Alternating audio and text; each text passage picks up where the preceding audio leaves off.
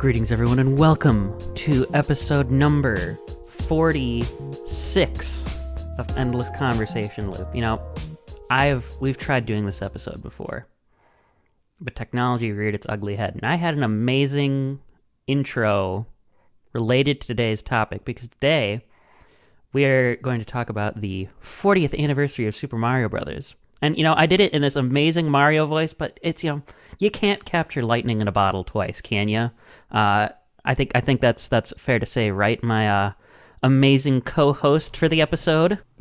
For the episode? I thought we were keeping me on long term. Okay, for the show.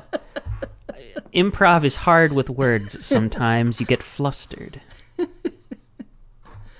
No, I'm looking forward to this, though, because it's a very important anniversary coming up, actually. 40 years. It's old. It's over the hill, in fact. I feel like Over the Hill was like the last 10 years, but maybe I'm wrong on that. I'm pretty sure that the age for Over the Hill is 40, but, you know, we don't need to get into the semantics of that. Let's prefer that I don't, because my old wrinkly ass is already feeling that as it is. Right. But actually, today is September 24th, 2025, and because we have this opportunity, I wanted to share. There's a piece of breaking news today related to another series that we both hold very dear. We're not getting something that we really want, but we are getting something else that I think many people have wanted along the way. There's a big-time update coming to the Phoenix Wright Ace Attorney trilogy later this year. I did briefly see something, but I didn't read into it right before we started recording. What is it? So basically, the way I would describe it is it's pretty much bringing that game in line with all the later collections. So it's going to add the music player like they had in Apollo Justice, and I mean they had that in Investigations collection too. It's going to add that, the art. You can do the animations thing where it's like you can put them on the other backgrounds and stuff. But to me, one of the most interesting ones, not because I will necessarily use it a bunch, but just because like I think it's important for a game like this, is they're adding 2 new language options. One of them is, well, actually, I mean, I guess they technically are both new, but like one of them's not really new. It's kind of in a weird spot. They're adding Latin American Spanish, because there has not been a Spanish localization since the original DS versions of these games, and they're adding a Portuguese localization. So friends in our Latin American countries who've been wanting to play Ace Attorney but are like, I don't understand what the English is saying, or the French is saying, or whatever other language, will now be able to play the game in their native language, and I think that is just wonderful. Another weird little teeny weeny change that I noticed in the trailer that I'm kind of mixed on is it looks like they are replacing the Phoenix Wright voice clips, the ones that were actually used in the original trilogy, with the ones from Sam Riegel in the second trilogy. And I think that, well, because they did that too in Apollo Justice, because in Apollo Justice, the original DS version, that still used the classic clips because they hadn't cast Sam Riegel yet, but in the trilogy version, they updated it to use Sam Riegel's clips. And I think that's because, if I recall, there's some not good things that were allegedly done by the actor who played Phoenix Wright originally later in his career, but I want to double... Yeah, here it is. He was the CEO of a company, but he resigned following allegations of inappropriate behavior by multiple people who worked with him. So, as you can imagine, Capcom does not want to use the voice clips of that individual. The last little... or I guess this is a bigger change. To me, this is probably the biggest game changer. They're adding chapters to all the cases. Thank God. Which, once again, brings it in line with every game, starting with Dual Destinies, when they added chapters to the cases. So if you just want to play you know, if you want to skip right to the trial in a certain case in Trials and Tribulations, you can finally do that.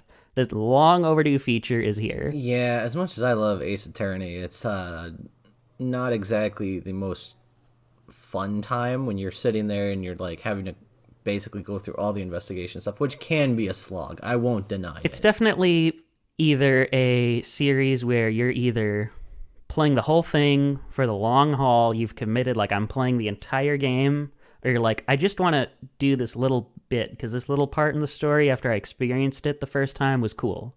So like having that ability to do the chapters, I think is a very, very welcome quality of life feature, especially for one of my least favorite cases because it's so long, being Rise from the Ashes. But anyway, I was gonna say I'm still processing the fact I'm just learning today that Sam Riegel was Phoenix Wright. oh yeah, he was Phoenix Wright in Dual Destinies and Spirit of Justice. I mean, I'm a very big Sam Riegel fan, so I'm not complaining by any stretch. It's just I never knew. Like, it was one of those things where it's like, I've played Ace Attorney for the better part of like the last 10, 15 years or whatever it's been. Mm-hmm. And like, I'm so used to just kind of, I hear it and I don't think twice of it, where it's just like, take that, and all that jazz. But well, and to me, that's actually, people really, really do, I think, prefer the classic Ben Judd clips, but the thing that I prefer Sam Riegel, and I think part of it is because it really does sound like Phoenix Wright evolved. It's like, it sounds like an older Phoenix Wright. That is the thing that I will say when it comes to changing the clips in the classic games that I'm not so much a big fan of. Like, I understand the reasoning, assuming that, like, I've cited the correct reasoning for Capcom, but it's also just like, I think Ben Judd does a better younger Phoenix Wright. He sounds younger. He's got that higher cadence, that higher energy, whereas Sam Riegel, sounds like that, but he's got a little bit of an older, deeper voice that you would get, when you were out of the business for 7 years. But he's still got that confidence that I would expect out of a character like Phoenix Wright after he, won some, like, 15 or 14 cases in a row in the original trilogy when the odds were stacked against him because of the way that the legal system in the series works. Right. Anyway, now that we've finished our little diversion at the Ace Attorney stop on this train, I think we should... We wouldn't be the type of podcast if we didn't mention something along the lines of Ace Attorney at least once a month. Well, it's just perfect because it's like it's new stuff. It's not really that big of new stuff, but, we're at the point right now where it's like, I think... God, I swear, there cannot be any other way that Capcom can just keep stretching out the stuff that's already been made. Like, they're pretty much at the point where it's like they're gonna reveal a new game or they're just straight up done with the series. There's no other way around it, in my opinion, right now. So, but I want to highlight that it's like, hey, there's at least something new coming, and I do think it's pretty big that, like, the trilogy that started it all, the most classic games, the ones that probably the most people know, are now going to properly fit in the same mold as all the collections that came later that, let's be honest, did it a lot better. Not that the original trilogy could have known that, like, oh, they're going to add a music player and they're going to add, let you just pick animations and voice clips and all that stuff. But it's kind of like it's high time that they brought the original trilogy in line with Apollo and Investigations and Chronicles and all that stuff. So, I'm happy about that. All right. But for our main topic today, Super Mario Brothers, 40 years and 11 days old as of today, September 13th, 1985. Is when that game released. It boggles my mind that Mario is technically 6 years older than I am. Now, is that because it feels like the series is just like it's always been a thing, or is that because it's like, it doesn't seem like it's that new? So for me, for full context, as of the recording, I'm 34 years old compared to Brandon's young, spry, mid-20s, whatever the hell you 25. are. 25. And I think that's the one thing that I've loved about doing this podcast is like we have two very different viewpoints where a lot of it stays the same. There's still like a generational gap that kind of gives each point of view some validity to it, where it's like I've grown up with Mario for as long as I can remember playing video games, but you've also only been really alive for like only half of its history, technically speaking. So Yeah, just the fact that it's like, you see more of like I would say the modern era of Mario and very little of the older stuff unless you actively are going like to search for that sort of stuff. You know what I mean? right, right. So, if you were to just look at it from that lens, right, of what did I see when I was growing up? The first stuff I really would have remembered is starting with like New Super Mario Brothers in 2006. But in my case, to your point too, and I think this is a nice segue here, where I started my journey with Mario is probably a little bit younger than that, like maybe 4 or 5, because my dad kept, from when he was in college, he kept his good old Super Nintendo Entertainment System, and he had a bunch of games for it. But I would say they were a lot of the games were like, they're not shovelware titles, but they're just like, games that aren't necessarily the big heavy hitters, like good old Jeopardy Sports Edition. That appeals to somebody, but that's not everybody's cup of tea. I distinctly remember that being one of the games, or just like other random weird ones. But he also had two of the most important classics, in that he had Donkey Kong Country and the one that came with the console, Super Mario World. So for me, that's where it all started. Being a little kid, sitting with dear old dad. He would be Mario, and I would be Luigi, and that's also where my love for Luigi would come from, because that's who I played. He would actually be progressing in the game, and I would fall into a pit or run right into an enemy and just die. And in Super Mario World, you can share lives, right? So it's like, okay, now he's got to give me a bunch of lives, and then we'll keep going. And I don't think we ever personally beat the game, the two of us, but I know we certainly came close many times. And one of my saddest memories when I think of the Super Nintendo and that game in particular is, the old cartridge games like that. I could never really, I don't necessarily know 100% why this happens, but, sometimes the save data on the cartridge just gets like randomly wiped. So like that data from whatever that playthrough would have been is just gone. But like, now I'm playing the game, and I've played it a handful of times, and it's like, that starting point has made that game in particular very special to me. Where did you start with the series? So I had a very weird time when I started gaming. I might have talked about this on the show already. But my first introduction to gaming was the Game Boy Color. But for the longest time, we didn't have a console ever. So my first run-in with Mario was actually on the Game Boy Color for Super Mario Brothers Deluxe, which was effectively just the original game and the Lost Levels on Game Boy Color. It was really the only exposure that I had to it, because it was like we only ever played, the Game Boy Color, and then as we got older, we got the Game Boy Advance, then DS's, and we really didn't have a console to play Mario games until the GameCube. That was our first actual console in the house. So for like the majority of my childhood, I would argue, like probably the first 6, 7, 8 years or whatever it was all handheld.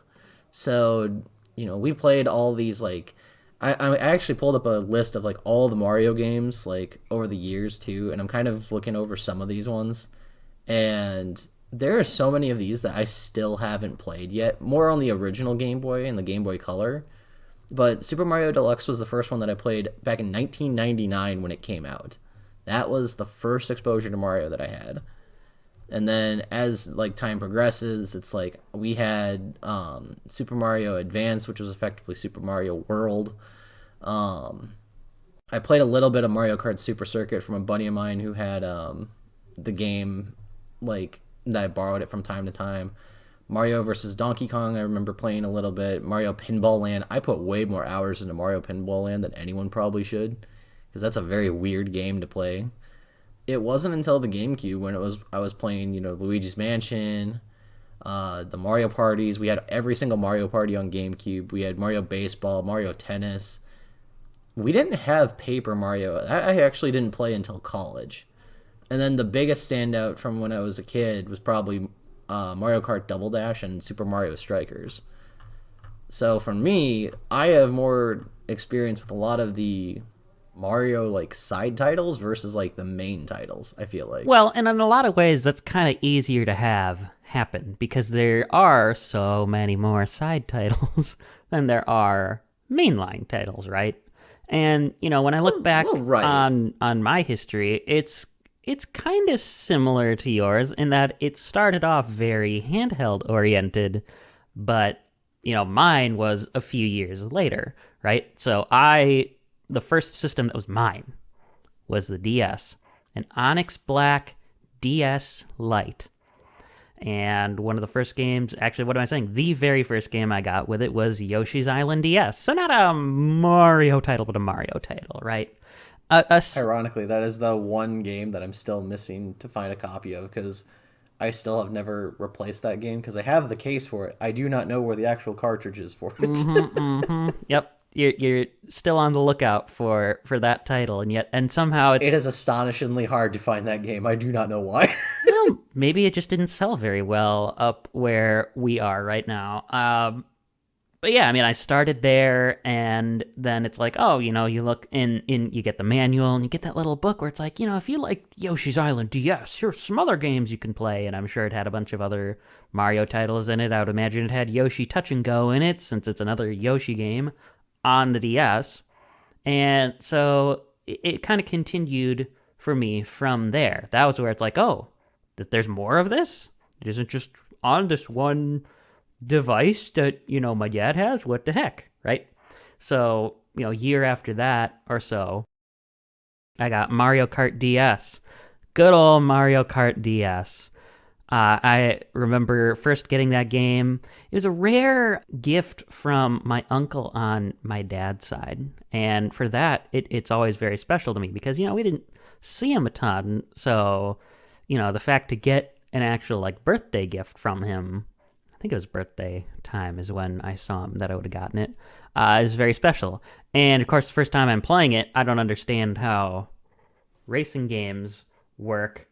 So I'm trying it, and the race starts, and it's like, I don't know what to do. I'm just sitting there at the starting line. I don't understand the concept of holding down the A button, apparently. Because you're a kid and you don't look at the manual and stuff like that. So no, you just kind of jump into it and hope for the best. Right, exactly. It's like, I go into the menu, I pick okay, Grand Prix. Ooh, that's interesting. Or is it Grand Prix you're thinking as you're 7 years old? I'll be, I always had to be Luigi as in Super Mario World, so I want to be Mario. So you pick Mario, whatever car, and sitting there and I'm like, I don't know what to do. But eventually figured it out and I played it. And yeah, I mean, that was a lot of what I collected for the DS when I was a kid was I wanted all the Mario titles, right? So in a similar way, I went through all the spin-offs. I got Mario versus Donkey Kong 2, right? Where they first finally did the minis in that. I played New Super Mario Brothers. That was a huge one. It's a very, very, very good game. Even though I know it's kind of tarnished today because of the rest of the series. But I think if there's any game in the series that I think holds up the most, it is probably that original one. That's where I first tried out Mario Party. And my rule with Mario Party, whichever entry you play first will be your favorite, period, no questions asked. And so what do you know? My favorite is Mario Party DS. Similarly, that's where I first tried out Mario RPGs with Mario and Luigi. I started with Bowser's Inside Story, which, I mean, what better RPG to start on than Bowser's Inside Story, right? Like it's a phenomenal, phenomenal I game. mean, that is a very well done game. Like, because I remember playing that one so much growing up too. That was a big one for me. It's a classic. It is a classic game.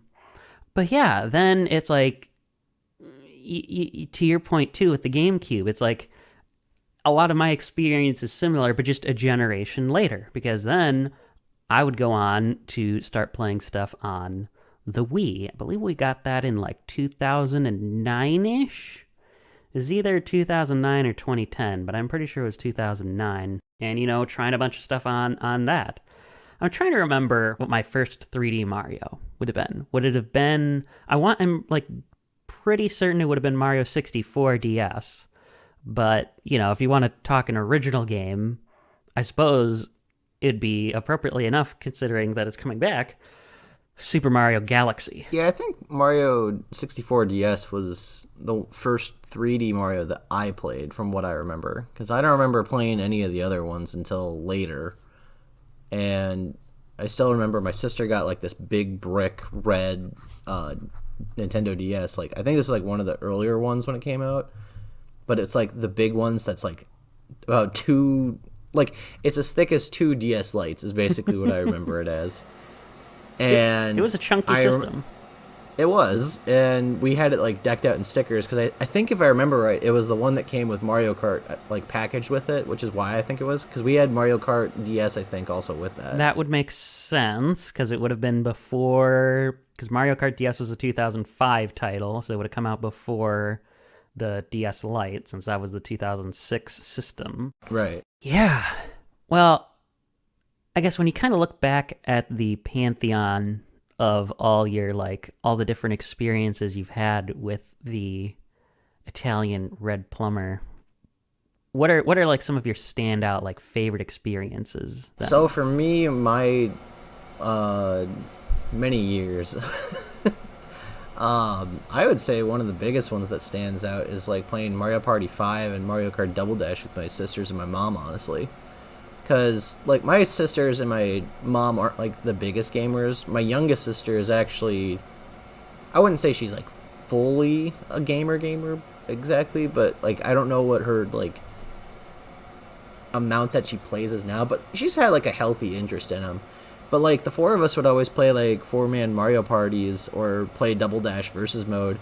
And I always laughed because, like, my mom only ever played the same two characters on Double Dash, and it was Yoshi and King Boo, and it was only because that they had tongues and she thought it was funny.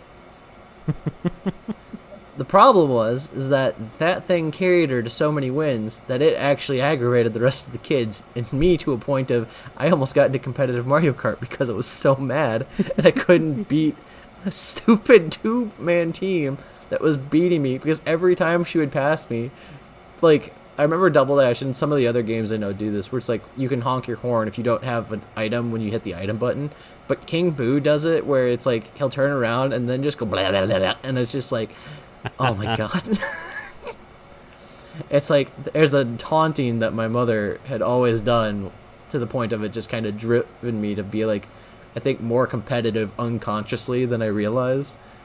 But I would say that was kind of like one of the best ones, was like playing Mario Parties 5 and 6 and Double Dash, and just really enjoying like the time where it was like, I mean, I did win a good chunk of them and my sisters were mad about that, I remember quite often, but like, I mean, it was still a fun time when things went down, and it wasn't like they didn't win, but unfortunately a lot of it came down to like chance times and stuff like that in Mario Party. But I would say those are some of like the best early memories for console that I remember. I have a really stupid story that I think is hilarious, but I don't know how to begin to preface it. So, many years ago, there was a random day where it was the four of us. It was my mom, my sisters, and I. And we're all driving, I think, to Green Bay or Pulaski or something like that. And we're visiting relatives or whatever.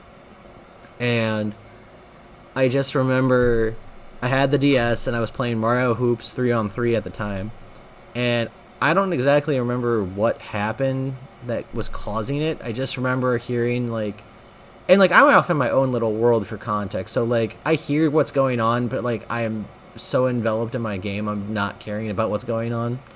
Whatever else is And going on in the car, you don't care about. You could be getting into slip sliding away and you just don't know. yeah, and it was one of those things where like I'm just sitting there and I'm like in my own little world. I'm not thinking anything of it.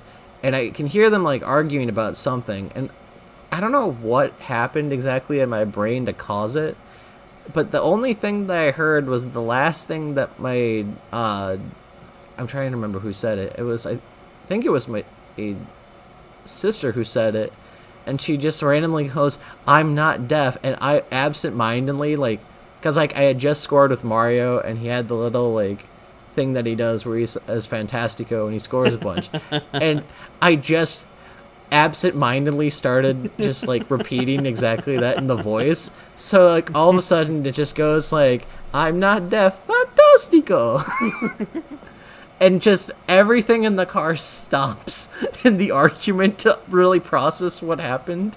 So, and then I suddenly kind of wake up from like the little like fog of playing the game or whatever, and just all of a sudden I'm like, what? And my sister's cackling in the front seat. My mom's looking at me like, what?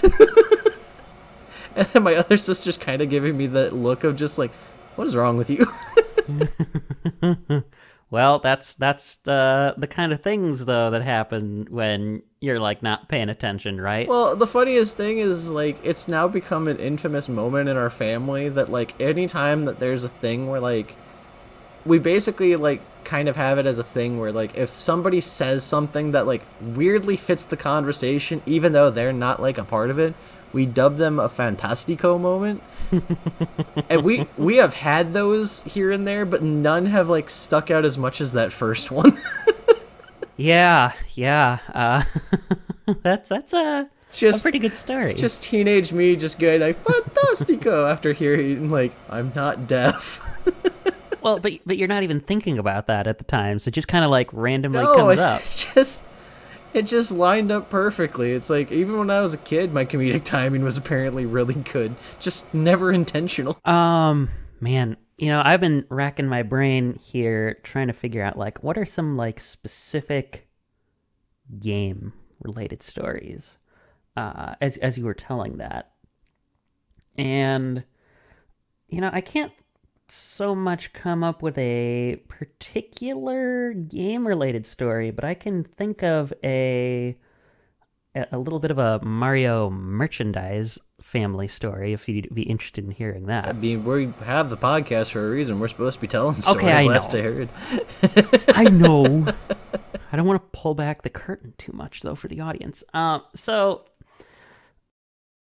when I was younger, right, I remember similarly for a few birthdays getting like different little Mario figures, and there'd be these bigger ones, there'd be these littler ones, like on my little profile icon on Discord here, you can see the head of a Luigi from one of those figures that was unceremoniously ripped off. Now I'm not sure, I'm pretty sure it was not by myself, but I digress. Who knows? This is many years ago. But like, picture the size of the figure that Luigi head would go on. That's the bigger size. But there's also these little tinier ones, like enemies. And of course, there'd be a little tiny Mario and a little tiny Luigi and whatever the hell stuff that would be. Because that's the kind of stuff that parents and family members like to get kids for their birthdays. It's like, okay, well, I can't afford a full game or whatever. I know they like this thing. So here, they can have these little figurines. And one year, it's probably like 2010, maybe 2011-ish, my aunt and uncle come up and visit us. These are the ones that I saw earlier this year when I was out in Pennsylvania. And, when you have family members visiting, that usually means the children have to give up their rooms, right? So poor Brandon here gets stuck sleeping out on the couch, which is fine. I did that many times just because, like, you have a family member visiting. It's just what you do, and it's like, you're a kid, you don't really care. And, I remember one of the days my aunt is there, and she just needs to take a nap. So she goes to my room, to my little twin bed, to go take a nap. And I had this little coffee table there. And again, it's another like piece of kid furniture, right? I think it's a little table where it's like the circles are painted to be baseballs and the legs are shaped like baseball bats. That's a perfect size to put next to a little twin bed. And one of the things I have on it is one of these little figurines. It's a Shy Guy figurine. And so, my aunt's sleeping.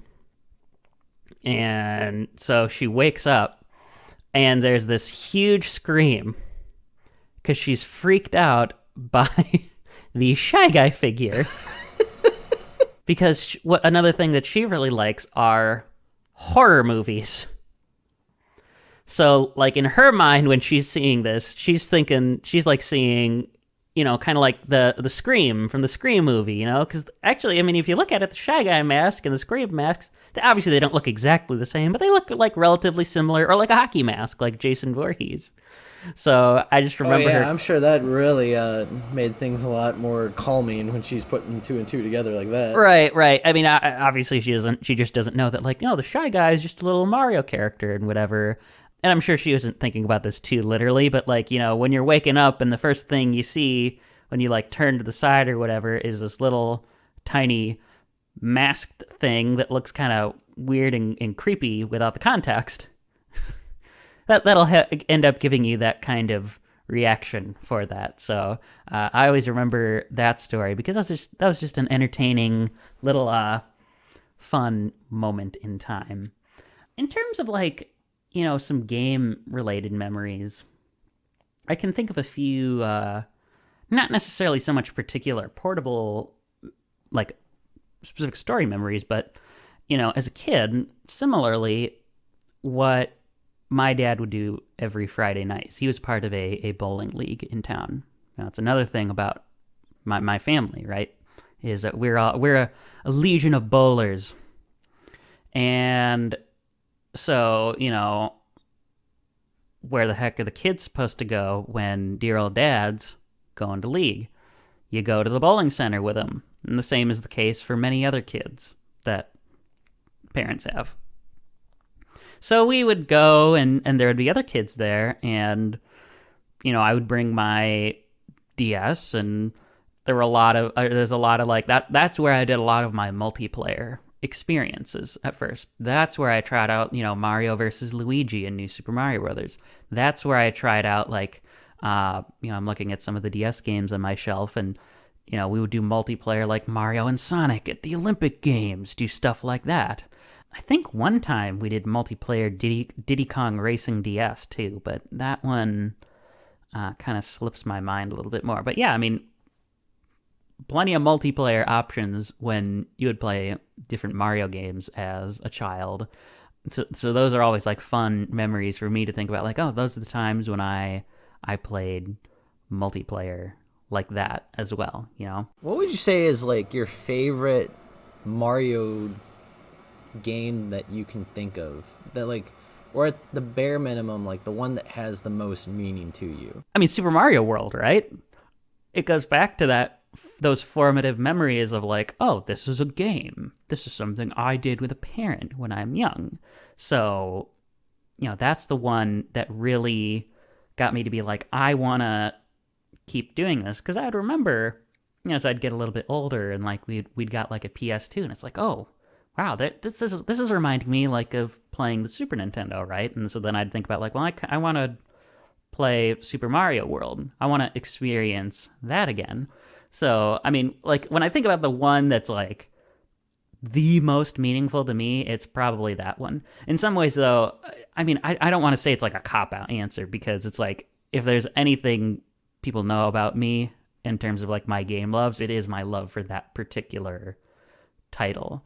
Man, that's a if I try to expand it out, it gets a little bit more tough. I think there was always an allure to games like, again, I brought it up already, but like Super Mario Galaxy. I remember going around places as a kid and looking around and seeing ads for games, but not understanding the concept of like all these other systems that existed. Like just, I mean, you'll see stuff like it today. Like you could just walk into the store of like a Walmart or whatever, and they'll cover those, the things so that you don't steal stuff with ads. Like I think the last time I walked into one, they had a Mario Kart World one, because of course, right? That display kind of thing. And I remember seeing ones for that for like Galaxy, Mario Super Sluggers. I distinctly remember seeing one for like Wario Land Shake It.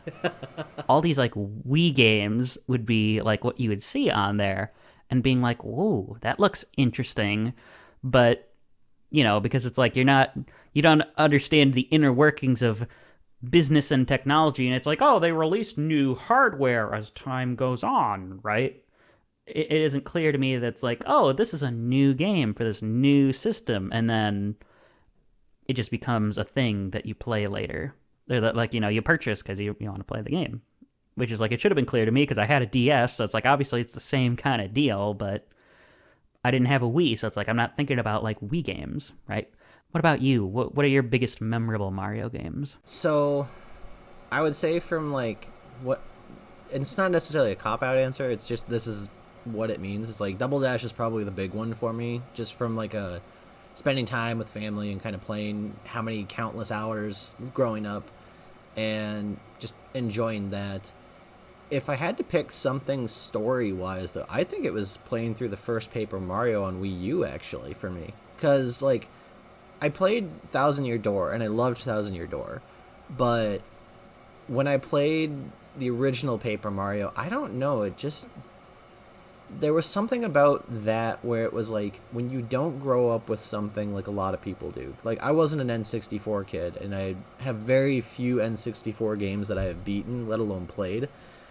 And there was something just magical about that first Paper Mario game. And it's like, it gives you kind of this weird, like, sense of childlike whimsy in a way, where it's like, it's how I would envision, like, when you're a kid and you're getting told a bedtime story.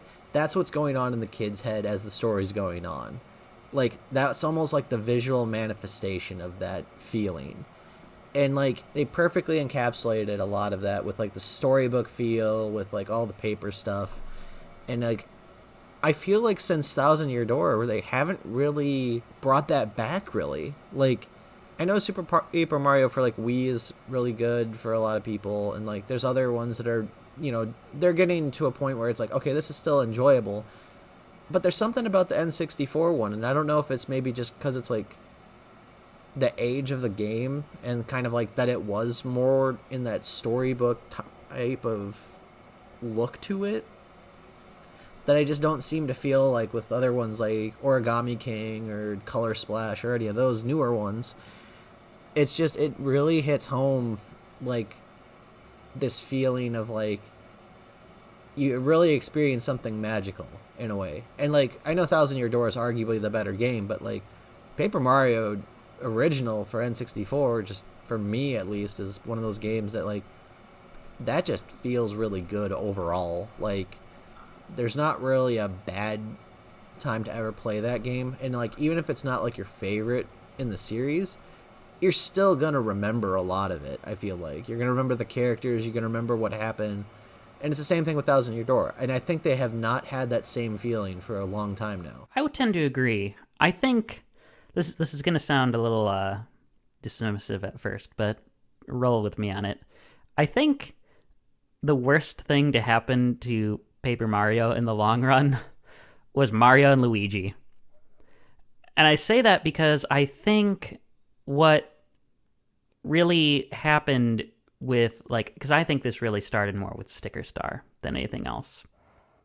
They really leaned into, like, of course, the paper part of it being Paper Mario. Oh, it should be paper. Let's do stickers and origami and like, paints and stuff like that. So let's lean into the craft part.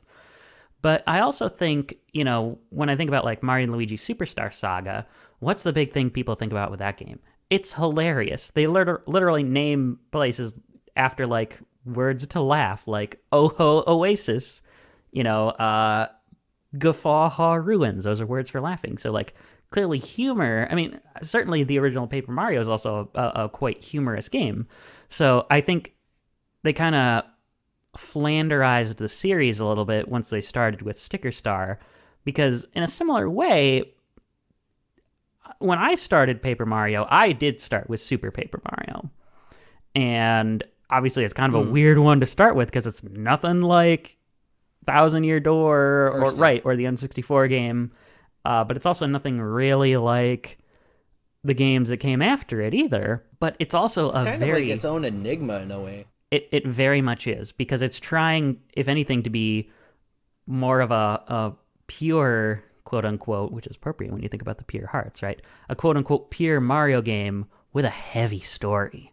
And to me, that was one of the big things that stuck out with Super Paper Mario is like, you know, it definitely had its funny moments, of course, but it also had like the really dark stuff when you think about it. Like, you know, there's the moment in chapter 3 where you can't enter the boss's room. You can't enter Francis's room, which hilarious that his name is actually Francis, because that is like, that is a name that I think people think of when they think of nerds, right? Yeah. But you can only go in there as Peach, because he wants to see, as he says in his own words, the quote-unquote hot babe, right? And you have to essentially do this little, like, dating sim bit where Peach basically has to tell him to, like, you know, yeah, I'm not interested in you, dude. And then you think about, like, oh, they go into the underwear, which is really, it's hell. They go across the river Twigs, like the river Styx. And you have the kingdom, the Sammer kingdom, that's like it starts normal, and then the void actually comes and eats it up, and then you have to go into it again, and it's just this white void of emptiness. And it's like, this is a game with the funny Wahoo man? Excuse me? But it's very impactful in that way. It's the kind of thing that, like, you know, I experienced it at the age I did, because, oh, it's a Mario game, I want to play a Mario game. But it got me to see this more interesting story than what you would see otherwise. And actually, when I think about the bigger picture, I think they tried to do that a little bit more in the Wii era when I think about stuff like the storybook in Mario Galaxy 2, like the Rosalina book. That's something that's like, it isn't really a Mario-y thing, but is there something that's definitively like, this has to be what Mario is or isn't at the same time? I don't know. I think the storybook element, when it's like done well, it's like the Rosalina in Galaxy with her storybook, and the at least original Paper Mario, and to an extent on Thousand Year Door. I think it can be done, because I think it partially reminds me of like the Yoshi story games, and I love that aesthetic a lot too. So I don't know. It's sucky that they don't do like that more for like some of their games. Like, I'm not saying it's got to benefit from everything. Like, I'm not saying it's got to be like part of the Mario and Luigi series or whatever. But like, when you have that aesthetic and you can do it really, really well, you do it really, really well. So I don't. Like when they do the arts and crafts kind of stuff? Yeah, I think that's the big thing for me. Is it's like I kind of looked at it with like the Paper Mario games in particular. It's like it starts off more of like a storybook stylized thing with like there are like nods and everything to like, you know, Thousand Year Door has them turning into a paper airplane to kind of get across gaps and whatnot. But I think in the later games it less becomes more of the storybook aesthetic and saying what is the weird stuff that we can do with paper, and it's more that arts and crafts kind of shift. You know what I mean? Like, you know, yeah, there's more paper getting cut up, there's more colors, like Sticker Star had the stickers, obviously. I think what it just needs to do, kind of, to at least kind of get back some of that magic, is go back to more of a storybook aesthetic and kind of treat it, that's the setting. It's like, don't try to do this like whole arts and crafts, you know, like thing that kind of like, what was the one Paper Mario where you fight like a giant pencil or something? You know what I'm talking about? That's Origami King. Yeah.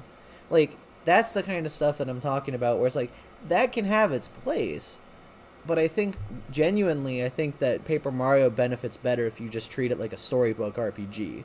Like, I would almost make the argument that Super Mario RPG from like the SNES has a more connected version of that style than some of the modern Paper Mario games. Because like it's not necessarily like a storybook aesthetic, but it's like that old SNES style of look to it made it feel like it was still coming out of a book. And I think it fits that aesthetic a little bit better too. But maybe that's just me. I think the big thing with Mario in a context, when you get outside like the big mainline games and the games where it just doesn't make sense, is it definitely needs an underlying little bit of darkness to it, you know? In Mario RPG, you've got the main villain is that like the army that he's creating is not just an army in the sense that he's like creating a legion of people. They're literally made from weapons. You know, you've got Bowyer, who's literally a bow and arrow. You've got the Axum Rangers, where it's like, what do they have? They have axes, right? You got ones that are based on cannons, and it's like, well, it's kind of a little dark to think like an army of like weapon people, right? Is what you're fighting against, or the Thousand-Year Door. The Shadow Queen wants to put the world into darkness and put Mario under her control, make him her like slave, and whatever all is going on there. It's just an underlying darkness in the veil of you start in the same kind of grassland you would start in Super Mario Brothers in the original, right? Actually, not to like totally shift gears, but I think that might be one thing that we've kind of neglected on here is like, it is 40 years of the original Super Mario Brothers, right? What do you think of when you think of that original game? Like, I'm sure for you it is Super Mario Brothers Deluxe more than the NES game, right? I mean, it's effectively like just the original game in a Game Boy, so it's not like it's too far off. It's just I am so used to playing it on a Game Boy Color before a console. But I think for me, it's like there's something that just it holds its weight even 40 years later. Like, Super Mario Brothers has always been like the gold standard, I feel like, when it comes to platformers. Like, every person on the planet who has ever played a Mario game probably knows what World 1-1 looks like from memory. Like, you legitimately could draw it out on a piece of paper if you really could. Yeah, I mean, I'm sure it wouldn't be absolutely perfect, but like you'd hit all the major beats most likely. Right, and like I think that's something that's incredible is that it's like I can still go back and play that game, and it's like it's the right level of challenge, at least from my take on it, while still being easy enough that I could probably crank that out in like a weekend and not feel, or if I'm really feeling like I want to speed through it, I can do the shortcuts where I can. Like, I think that game really just, it stands the test of time because like it's what platformers are striving to be. Like, you don't really ever see anybody say that Super Mario Brothers is a bad game, and there's reason for that. Like, I think with a lot of these like newer ones, in particular, like, you know, New Super Mario Brothers Wii or New Super Mario Brothers for the DS, there's a tendency to kind of be a little bit easier for people because they're trying to get more of that casual audience in. And I don't think that's inherently bad. And then Super Mario Wonder is kind of another one of those examples where it's like that's a more casual platformer game, but it's an enjoyable one. I think, like, if you're looking for a challenge, you want to play more of the older Mario games, I feel like, at least platformer-wise. Versus if you want just kind of a casual time to play through those, you just play the newer ones, because at least then you know you're going to get through those fairly quick, and you're going to at least not have to like be pulling your hair out because this is like an impossible jump or anything like that or something like that. I think the big thing with those is like the levels are just very tight, you know? They're very like super duper duper intentionally designed. And to your point, I think the same holds true for like New Super Mario Brothers and Wii and Wonder too, right? But there, I can't quite place my finger on what it is about some of those games that feels a little bit more generic than the original. Sometimes I wonder, I guess, if because like when you look at the original Super Mario Brothers compared to like Mario 3, visually very different looking games, right? You can tell one is a 1985 NES launch title and the other one came 5 years later, right? Right. Whereas like you look at something like New Super Mario Brothers on the DS and New Super Mario Brothers on the Wii don't look that different. Even Super Mario Brothers Wonder, which I still think is a quite a good game, I distinctly remember when we were talking, like in our first episode together, right? When we were doing the like wrap up stuff, and I'm like, I didn't necessarily like adore them both, but I had to pick Pikmin 4 as my favorite 2023 game over Super Mario Brothers Wonder because I have a very high standard for what a Mario game is. And it was a really phenomenal game, but feeling like I'm like, okay, I finished it, I did everything with it. I don't really have a need to like I don't really want to go back and keep replaying levels over and over and over and over again. Whereas I could, pick up Super Mario World anytime and be happy as a clam. I could pick up Super Mario Brothers on the NES and in a similar kind of way do that same thing where it's just like, oh, I'll just play it from the start and I'll have fun. And even New Super Mario Brothers, the DS one, but I'm sure part of that is because, yeah, I played it when I was 8 years old, so of course I'm going to feel that way about it. Whereas with Wonder, I'm like, I'd be down to play it again, but I'm not like chomping at the bit to do that. But it doesn't mean it's a bad game, it's just different, I feel like part of it maybe is like, sometimes with like Mario games, and maybe I'm wrong on this, but sometimes there's this feeling of like, you have so much panache, so much glamour getting thrown into it. Like, you look at Super Mario Wonder, and like, how much stuff is out there that's like more bells and whistles than actual gameplay. It's like, compare it to like, if you were to take all that out and just played Wonder, I think by just, like, there's no like extra stuff like that. Like, if you put it kind of in the same aesthetic as like a new Super Mario Brothers or something like that, I don't think Wonder is as good of a game because Wonder's whole thing is that it has all these outlandish things that they're doing in the game. And like the music adds to it, the outside entire world of the game is adding to it. But if you take all those bells and whistles away, it's kind of a watered down experience to that point because so much of it I think is built in with all these bells and whistles in mind, as opposed to the older games, which it was more focused on the level design and making sure that it was a good time for that. And really it was just like all you had was like the atmospheric music and that was about it. So sometimes I feel like with this type of game, it's like simple just makes it better and maybe has a little bit more of a shelf life. Maybe that's my 2 cents here, but I think that it's like, I think that's why so many of the older Mario games are more revered. I feel like when people talk about Mario versus like some of the newer games. It's not saying like the newer games are bad. It's that there's so much that kind of gets added into it. Like the last one that I really would argue that got like high praise is probably Odyssey. And I would Odyssey tend to agree, is like, yeah, and I feel like Odyssey is an outlier because it's like it being a 3D Mario, it has a little bit more like leeway, I think, where it can have a little bit more of those, extra features and all that stuff because it's like the movement is like built in as a big part of it. Its whole Cappy system is a big part of the game, but it built it with those in mind rather than, oh, we're going to have this be kind of the focal point. Well, I shouldn't say that.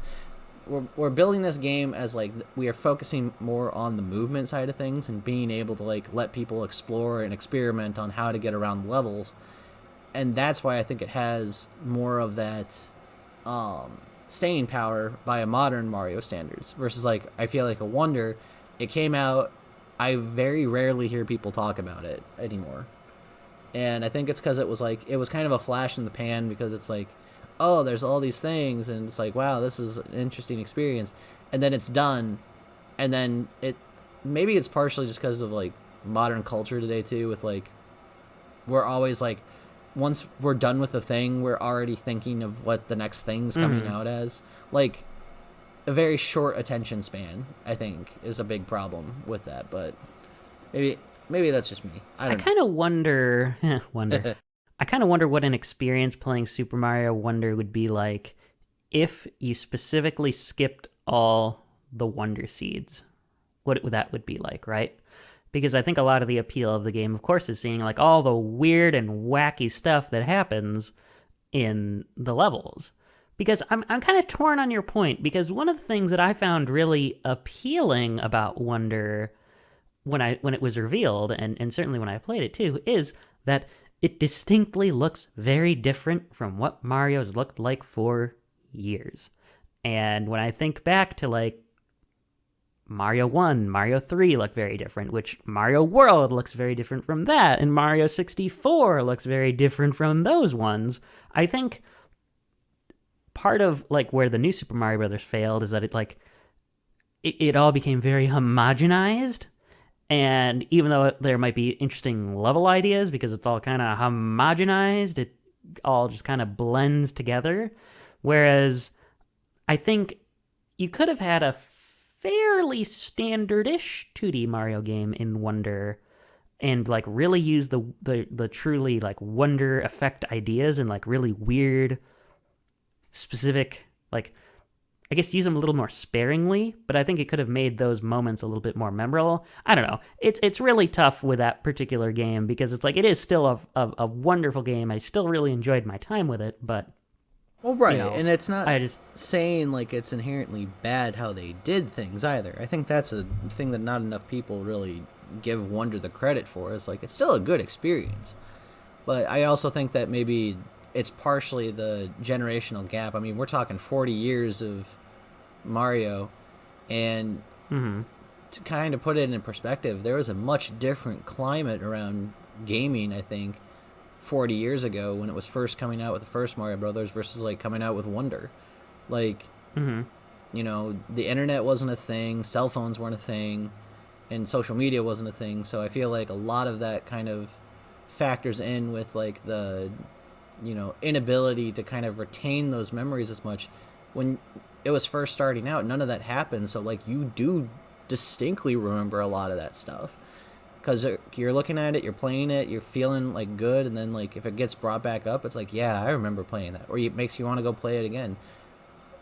We have kind yeah, or of even been, with Odyssey, right? Like yeah, that was only 8 years ago, but 2017 was a fairly different time from 2025 too. and I think that's the thing is it's like society, I think as a whole, has kind of been trained just between algorithms and social media, like what's the trend of what's going on right now.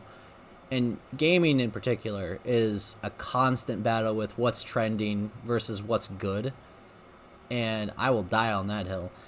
But I think it's something that, like, a lot of good games by modern standards kind of get lost in the shuffle because of the fact that it's like we don't have somebody telling us, oh, this game is incredible, or this game was like, you know, winning all these awards. Like, kind of sidetracking here a little bit, but like this year in particular has been like one of the best games, or one of the best years for gaming as a whole, because I think like so many good games have come out to the point of it's actually overwhelming me that we have had so many good games in just a year, less than a year matter, that I legitimately don't think anyone is confident in what is going to be game of the year. And that's something that I wish that we had more of, where it's like, you know, there's not like just the 2, 3, 4 standouts. Like, all 6 games or whatever it is for the Game Awards are probably going to be legitimate contenders. And even if one is a dark horse, it's still up there. So, I think. I also get the feeling a lot of them are going to be very different from each other too, you know? Oh, yeah, very. And I think that kind of ties back to, you know, what we were talking about with like Mario and why maybe or the modern titles don't have that same staying power as like some of the older ones do. I think it's just a byproduct of what's been happening as a whole across like, you know, gaming and, you know, fans as a whole. It's like we're so focused on like trying to devote our time to beat something we're like, yeah, that was good, and then move on to the next thing and kind of just forget that that's even there until like years later. Yeah, yeah. Well, this episode suddenly became a little bit sad in this moment, didn't it? Well, we gotta fix that there. Hang on. So we gotta still talk about one thing that we haven't yet. And that is, we've got 10 years to the 50th anniversary. So the question now becomes, what would you like to see from the Mario franchises, like across the board? It doesn't have to be one in particular, but if you want to see certain things in certain series, what do you want to see Nintendo do to kind of improve what they've been doing for the next 10 years? Like, is there series that maybe need to get revisited? Is there ones that maybe they need a break? Like, is there features that you would like to see implemented? Like, what would you want to see here? Well, let's start with a big one that needs to come back. We need a new Mario baseball game. That is very true. That is the sport that keeps getting knocked around. It's like we've had a new soccer, we've had a new golf, we've got 2 new tennis games technically, because we have another one for Switch 2 coming out thanks to the Nintendo Direct. I want baseball. That is my sport. I want it. Gimme. It has been 17 years since Mario Super Sluggers came out. And I love that game. That is a real good game. And honestly, I mean, I actually wouldn't hate if a new Mario baseball game were more motion controlled than button controlled personally. But that's probably a hot take. I think the only thing that people are kind of upset with is that it's like Nintendo has a tendency to, like, they don't want to bring a franchise back until they know something like innovative can be kind of added into it. And I'm kind of looking at it like, just remaster it then from the GameCube or something. Like, it doesn't have to be anything fancy. I mean, you can even, like, if you remaster like the original one from the GameCube and then even add some like characters that maybe didn't make it in the first wave, or maybe add some of the newer characters that weren't around back in, what was it, 2000 and hang on, I gotta 2004 or 5, I'm sure. Where is it? Oh, this is the DS, that's why I can't find it.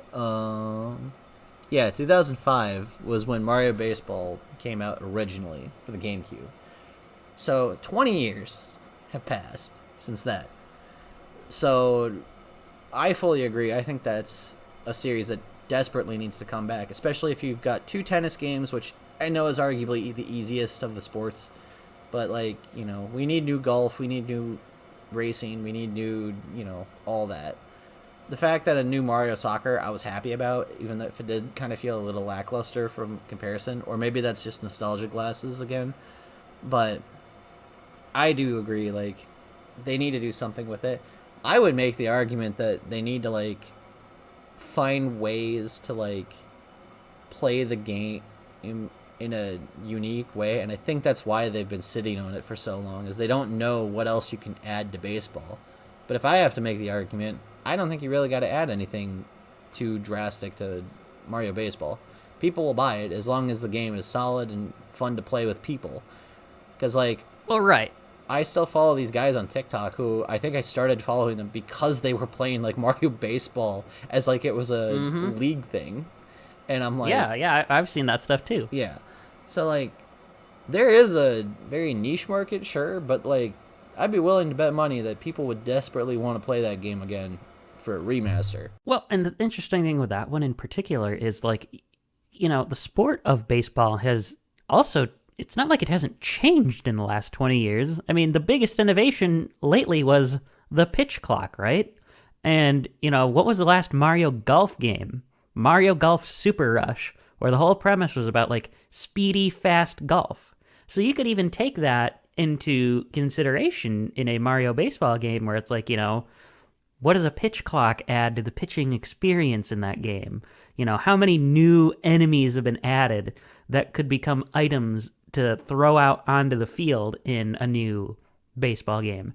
There could be new teams, right? Like, why can't there be a Flower Kingdom team? Kind of like how they're doing stuff with the Flower Kingdom in this new Mario Tennis Fever game, right? Like, there's definitely new stuff that can be done there. It's just a matter of, like, figuring out how to mold it all together into one game. I would make the argument with, I know we're kind of sitting on this baseball one, but honestly, I think that's a big thing too that we need to have come back is like, I'd almost argue like kind of doing a much more expanded version of, you remember the story mode in the original Mario Baseball where it was like there was like all these teams, but you could recruit the players off of them.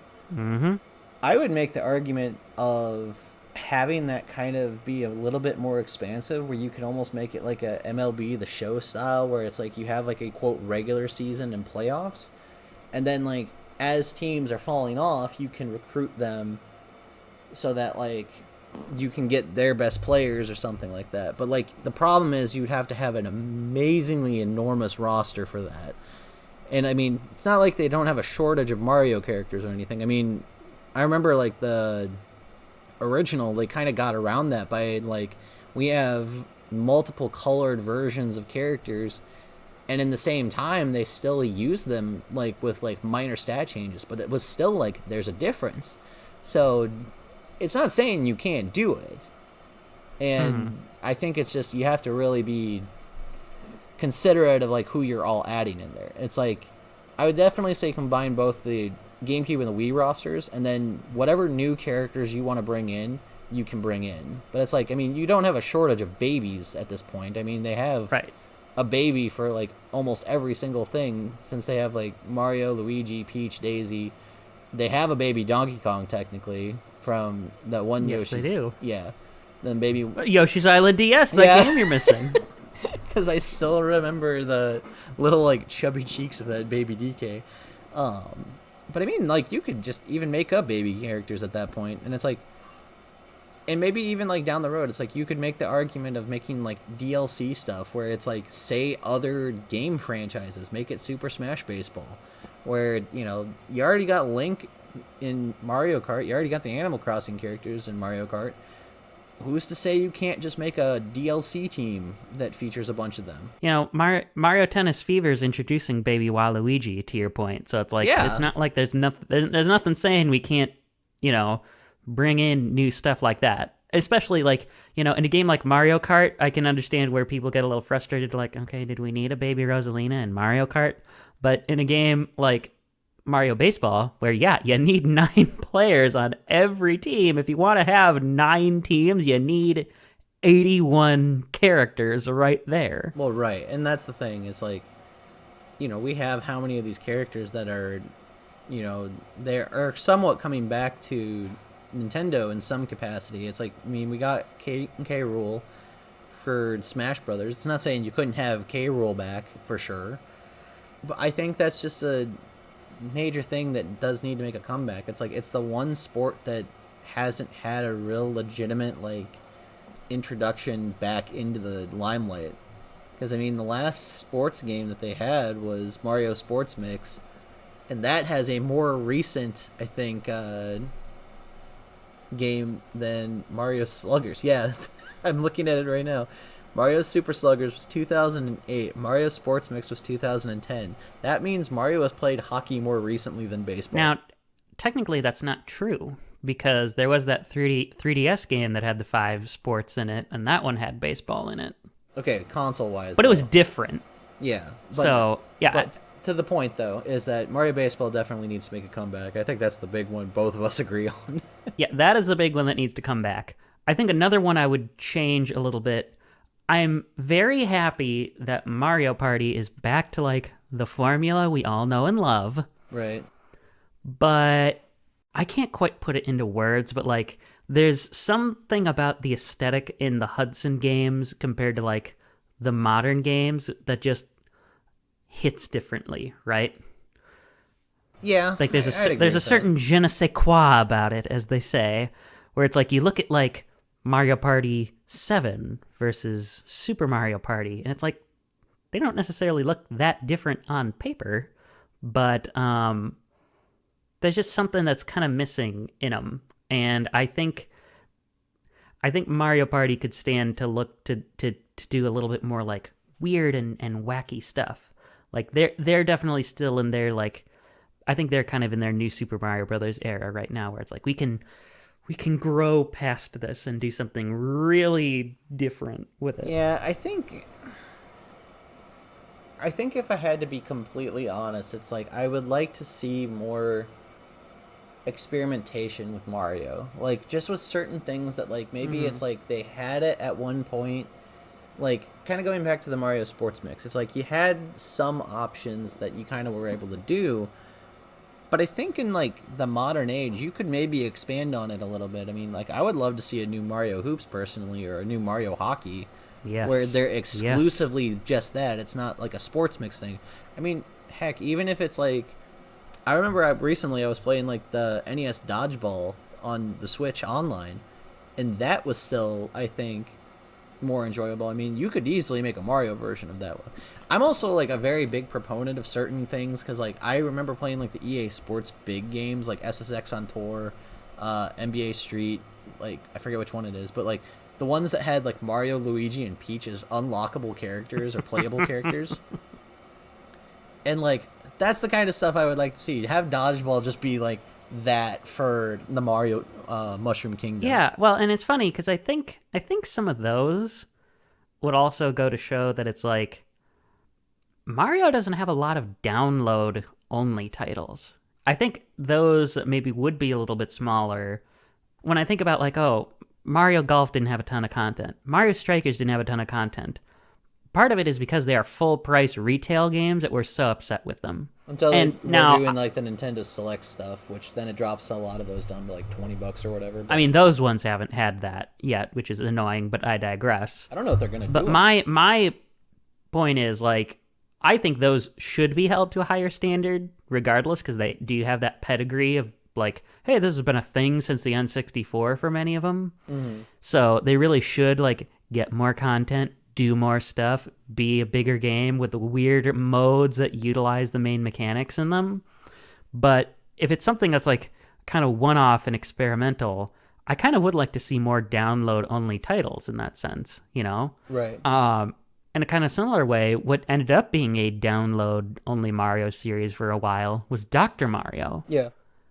We haven't had a new Dr. Mario, I think, in 8 years.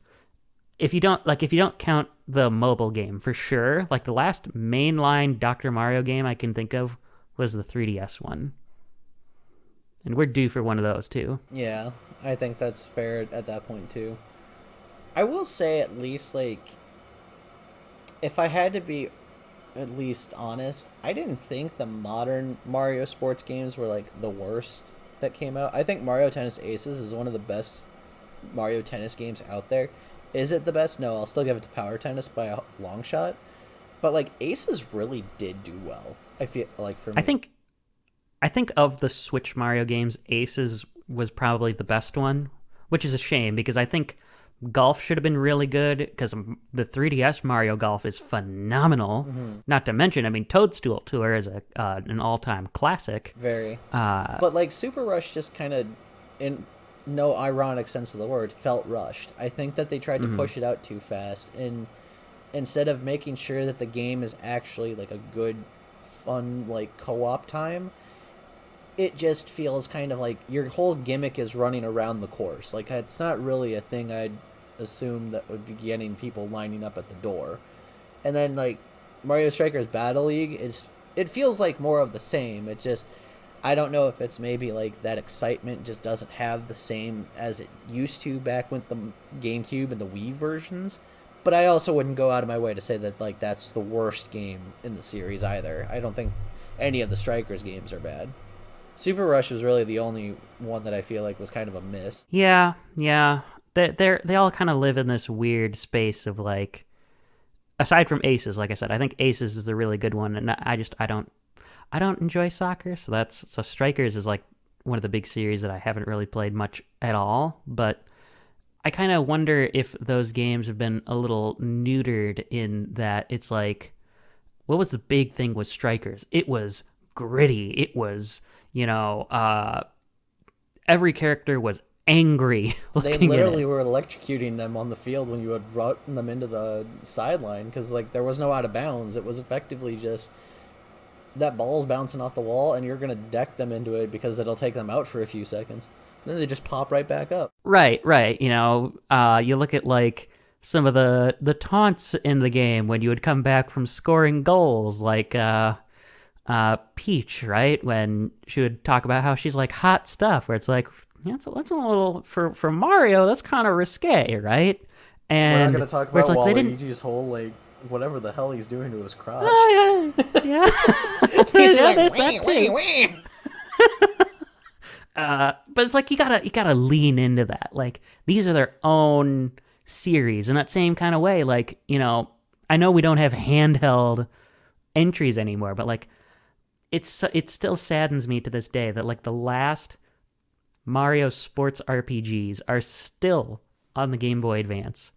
When Ace's story mode was more like kind of stages, and then Super Rush, it's like it's closer to what I'm looking for, but not quite there because it's like just playing as your me and with these generic characters, these random enemies as your NPCs isn't as fun as like original human creations that live around the world of the Mushroom Kingdom that have personalities and all that stuff. That's why I liked like Mario Golf on the Game Boy Color because like that actually felt like, you know, what's the one that just came out not that long ago? It was like Golf Story? yeah, where it's like it feels like it's a golf adventure actually. Like those are really good, and I feel like we need to have more of that. And the fact like Nintendo isn't doing that with like at least Mario Golf, if not, you know, Mario Golf and Mario Tennis, because I don't remember, did Tennis have that too at one point? Tennis did have that for the Game Boy Color and the Game Boy Advance games. Oh man, I think it's just because I never played the Mario Tennis on the handhelds.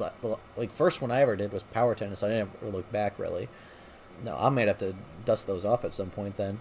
But I think they need to like have a little bit more meat with those like types of titles where it's like, you know, it's not saying Ace has had a bad story mode or anything like that, but like having more of like how you said, like a more RPG feel where it's like you're in control of the character. Like that's really cool to me. I think that's a really interesting way to do things. I think there's something to be said for all of these of like kind of letting them be their own thing that's missing from the series right now. Yeah. Or it's like, and that applies to all the spin-offs where it's like you can definitely tell there's someone watching over it where it's like Mario's got to be like this and that, and it's like, well, but that's part of the charm of these other series is that it's Mario with this developer's like spice mix added to it on top of it just being a different game.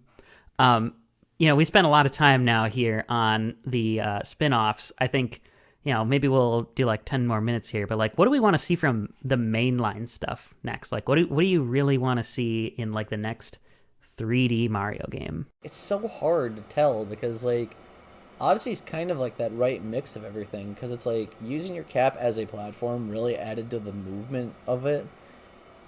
At what point is it like, do you have anything really else that you can add? It's like, I mean, the shortest thing that I can think of is like, you kind of take elements of other 3D Marios and kind of mix it. Like, you know, do you do this Mario Odyssey Galaxy type of mix? Like, where you're doing the movement of Odyssey, but you're doing it on the same, like, planet style of level design like Galaxy did. Like, I don't know what you do next with the platformers.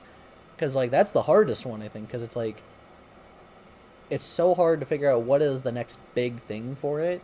Because it's, like, you're not wanting to just, like, keep rehashing, you know, the same stuff where it's, like, it's just another platformer. Oh, we have some new power-ups. It's, like, you wanted to have something interesting to kind of, you know, be in that limelight if it's going to be showcased by Nintendo, of all people. But I think, like, honestly, the biggest thing I would like to just see is some of these, like, series that have like only maybe like 2 entries right now. Like I would love to see a Mario Galaxy 3 in particular. That's a big one for me that I would like to see. What was the other one? There's another one that I agreed with, but I can't remember it. Is it Sunshine or? Well, Sunshine really hasn't had a sequel ever. It's just kind of been like Delfino Plaza is just kind of a thing now that's in the Mario universe, but like we've never really gone back to place anything for Sunshine. But I do think that Sunshine wouldn't have a bad time having like something new because like you could make the argument Sunshine could add to it if it's going to keep doing stuff with the flood mechanics and even try to clean it up a little bit. Because I know a lot of people who complain about Sunshine hate the control scheme of how it all operates. That was the one I was going to mention. The Mario and Rabbids, I think, desperately need another third game as well, too. Because their first two are so good. And the fact that we have just kind of sat on those for, however long. I mean, it's only been 3 years since Sparks of Hope came out. But honestly, like, I would like to see a trilogy just with more gun types and, like, some movement options that make things interesting. But, like, I've only ever really gotten to see play of Sparks of Hope, so I have to still play that for myself. I own it, but it's still in my backlog of stuff that I need to beat. And I beat the first one, and I loved it. That was probably one of my favorite games on Switch, like, of all time, if I'm being completely honest. And that is not something I just kind of throw out there willy-nilly. It's like, that game is solid from start to finish. So I would love to see a third entry in that series, just in general. Like, if Luigi's Mansion can get 3 games, there's no reason that this shouldn't. I would tend to agree. It's with that one in particular, it's just a shame that, because the director left Ubisoft, so they'd need to find someone to lead a new game in the series, and hope they can do it as well. So I think it would make a good thing to have, but I just don't know how they'd get to it. I feel like that's part of the problem that there hasn't been a third one yet, is because of just Ubisoft's been in a very weird position for like a while now, and like I don't know when they'll do something again with Nintendo, so that's probably why that one's just kind of stuck in the we want to do this, or we could do this, but we don't want to do it unless it's done right. You know what I mean? Right. And God knows what Ubisoft is going to do, because they have made some stupid decisions just as a company, like, over the years. There's a very high chance that will continue at some point.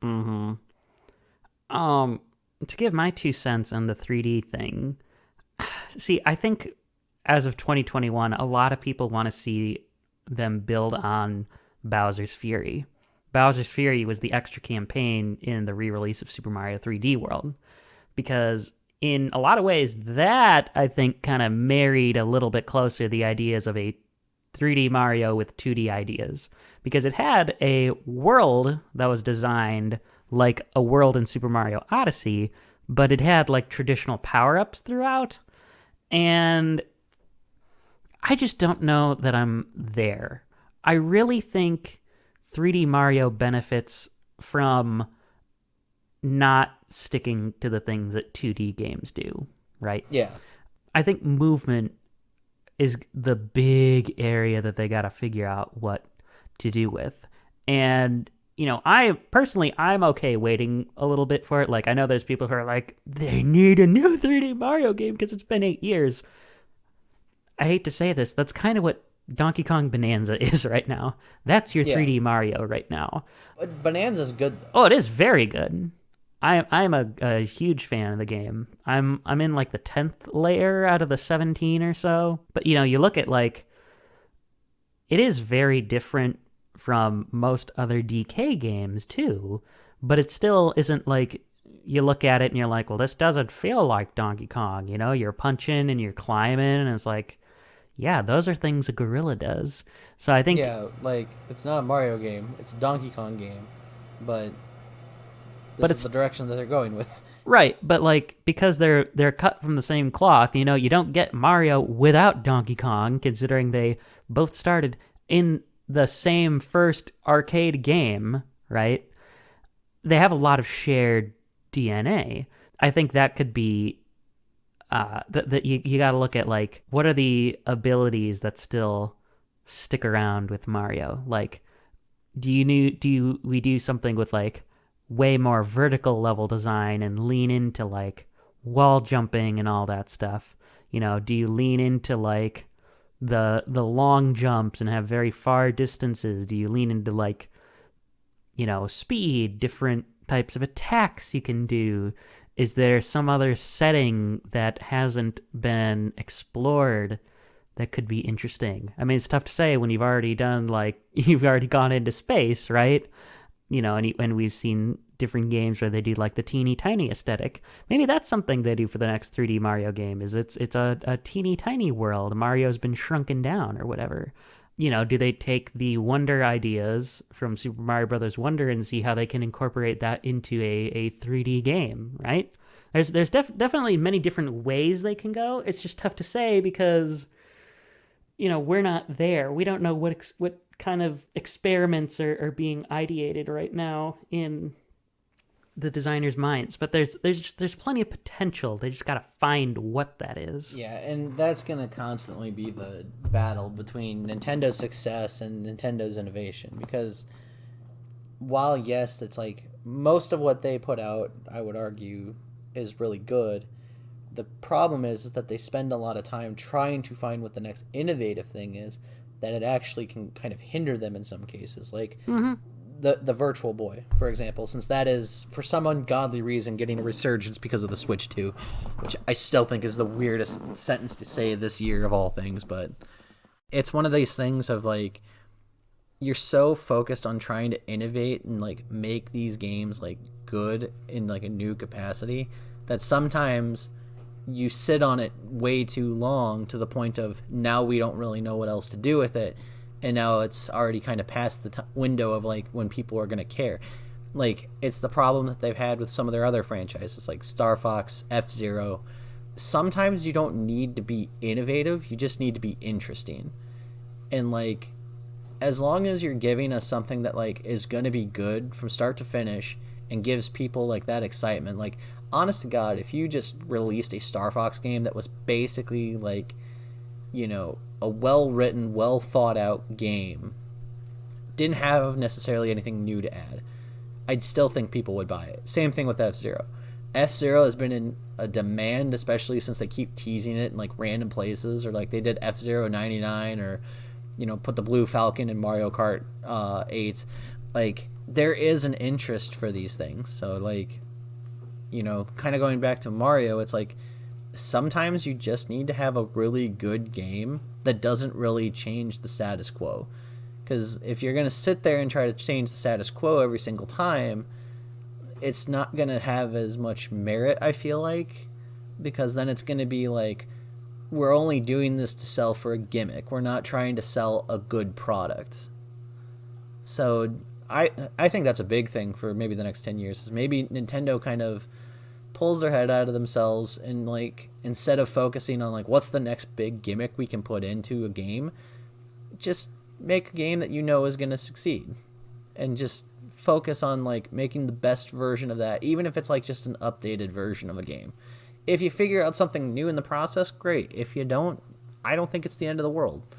If it's a new power-up or something, sure, whatever, go for it. But don't go out of your way to just think of something new and then build around that when you already have a tried and true method that's been working for obviously 40 years, and just go with it. Like, you guys know you can print money if you just make certain games. Maybe do that if you're really worried about like, oh, what if we don't make a game that's good? It's like, you guys make good games. Like, you have very little misses when it comes to Mario. Yeah. It's well, like, and I think you see some of that coming out in Bonanza, right? Because if you look at it, on paper, it looks like there's a lot of new ideas, right? You look at the stuff like the transformations with the elders that you get, and it's like, well, that's kind of a way of incorporating the animal buddies in 3D. Because what are the Bonanzas? There's one that's an ostrich. Espresso was in Donkey Kong Country 1. That's an ostrich. You have spoilers. You have an elephant. There's an elephant in Donkey Kong Country 3. You have a snake. Again, spoilers. There's a snake in Donkey Kong Country 2. The only real new one there is the zebra, right? But even that, it's like, how different is it in some ways from just any other, like, running around character, like your Rambi as a rhino, right? I think maybe that's sort of the big thing, is like, take these ideas that already exist and reframe them. And you kind of saw that in Odyssey too, where it's like all your cap transformations are just power-ups at the end of the day. They're just a different way of playing for a little tiny section, which is a lot like what you do with the Vanish Cap and the Wing Cap and any power-up you'd find in Mario Galaxy. And literally one of the last levels in that game, the moon, it doesn't use the exact same physics, but it's more floaty, and there's some spherical stuff that's done there, like in Galaxy. So I think certainly there's some big new idea that could come about. Probably. We're not necessarily design geniuses around here, but, there's also definitely something that can be done with just like reframing the stuff that's already there into something that's different. That it's like it comes across as different because it's a new way of doing it. But at the end of the day, it's like, well, if you really, really step back, you can see the parallels between these ideas in older places. Yeah, and my final thing that I want to, I'll make this the last one. Don't worry. We absolutely need to bring back the DK bongos. You want the bongos back? I want the bongos back, my guy. I want to see a new DK Jungle Beat or Donkey Konga in the next 10 years because I love, as stupid as they are, I love playing with the DK bongos. I played with those so much growing up. I wore out my first pair. Oh my god. Dude, Jungle Beat was my effing fun game to just play. And I just loved playing it so much. I wore out the bongos because I was so, I just would keep hammering the bongos as hard as I could to try to get as many, of the bananas as possible. I don't know what it was. I was just that unlocked a wild side to me where I was just I'm going to hit these as hard as humanly possible. You made fun of it not too long ago, but if they can make a replica Virtual Boy to stick your Switch or Switch 2 in, they can make wireless DK bongos. Yeah, even if it's corded bongos, I'll survive. But I mean, you can't tell me that they can't. I think the only gripe with that though is that if they wanted to bring say Donkey Konga to the GameCube online stuff, that would be probably a taller ask just because of the fact of how many of the songs that are in those games have been used for copyright, and that's just going to be a own mess in its own right. But you can't tell me we couldn't bring back Jungle Beat or at least make a new one. You can't even tell me you couldn't make a new Jungle Beat. We have Joy-Cons. We can literally swing those around as fast as humanly possible. Just give me something to hit. I mean, they redid Jungle Beat on the Wii. It's the same kind of idea. I'm just saying, we just need, if we're going to be bringing back old stuff that Nintendo did, bongos need to come back at some point. I'm not going out of my way to say, we need the Mario DDR mat. I'm not saying that. That'd be something. Watch, that's going to be 2 years from now, we're going to see we're bringing Mario DDR to the GameCube Online for the Switch 2. And by the way, we're bringing a wireless mat. It's why? Why did you need to bring it? That's one of those games that needs to kind of die off, I feel like. You made a mistake. It's one of your misses, GameCube. It's one of the few misses, I would argue, that was you probably should have maybe did that either differently or not at all. But I digress. Well, what can I say? People like their DDR. People do like their DDR. Just the songs that they put on there was just weird remixes of Mario titles for the most part, and it didn't sound the greatest. So yeah. Either way, I think the big thing we can say here is while the future seems uncertain, it's uncertain largely in a bright way. It's hard to go wrong in general with a Mario game. Period. Point blank. Mm-hmm. So, any other final thoughts here, or shall we conclude for the day? I think we should be done. We've already gone way over than I expected. Yeah, well, you get us talking, we get excited. And hopefully you enjoyed our excitement in this episode here, listeners. It's been a very, very fun time, and if you did enjoy that, you can show that off, whether you are liking the show on whatever platform you are on. You can subscribe to it, whether you are on YouTube or, again, on your podcast platform of your choice. You can certainly leave a comment if you're on Spotify, for example. There are other platforms that allow comments as well, but I can't guarantee we'll see them because we'd need to head on over to one of those platforms. And don't forget, you can leave a voice message at speakpipe.com/endless conversation loop. Leave us a message of your best Mario impression, and we will definitely play it on the show. I think that would be a very fun little thing to have happen. But with that, I am Brandon. And I am getting out of here. And we will catch you in the next episode. Thank you for listening today. Bye-bye.